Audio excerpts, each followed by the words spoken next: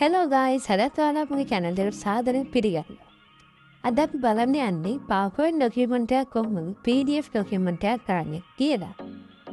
Video එකට යන්න කලින් මතක් කරන්න ඔයාලා තාම අපි subscribe කරලා නැත්නම් පහලින් තියෙන subscribe button එක click කරලා අපිත් එක්ක එකතු වෙන්න කියලා. අපි යමු වීඩියෝ. මුලින්ම ඔයාලගේ web browser එකේ ilovepdf.com කියලා search කරන්න.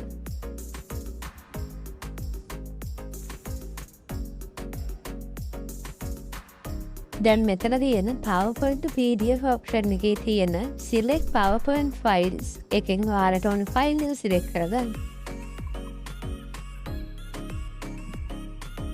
දැන් convert to PDF button එක ඔබන්න.